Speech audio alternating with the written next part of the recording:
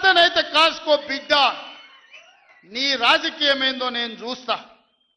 నేను రాజకీయం చేసినంత కాలం ఈ కల్వకుంట చూసేటోళ్ళు కాలకుంట విషం లాంటి కేసీఆర్ కుటుంబాన్ని అధికారులకు రానివ్వను. ఇదే నా శపథం, ఇదే నా శపథం.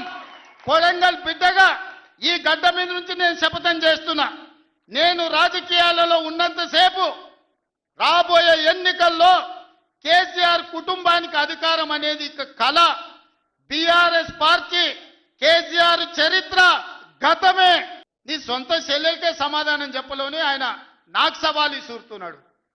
ఈ అవ్వ లాగులో తొండలు ఇచ్చి కొత్త బిడ్డ నేను అనుకుంటున్నావేమో. నా సంగతి ఇంకా తెలియదు. మీ నాయనని అడిగి ఇంటికి పోయి చెప్తాడు. అరే 2 ఏళ్ళకి వెళ్ళి ఏం చేసినవారు అయ్యా నువ్వు అంటే, లాగుల తొండలిడుస్తా, మెడల బేగులేసుకుంటా, గుడ్లు వీకి గోటీలాడతా, నీ అమ్మ నీ అయ్య గిదా భాష. మాకు రాదా భాష? మనం ఒకటే.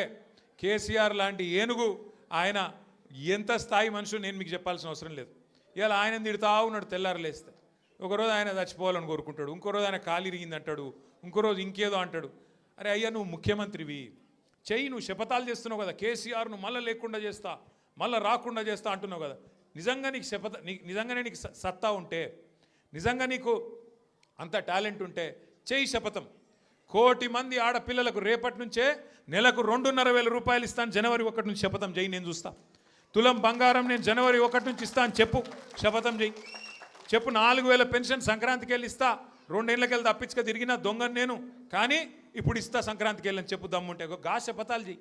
వీటితో ఏమవుతుంది? నీ ఉపన్యాసాలు ఊకదంపు డైలాగులు ఏమొచ్చేది ఉన్నది వాటితోని? నోటి తీట తిరుగుతుంది తప్ప ఏం రాదు.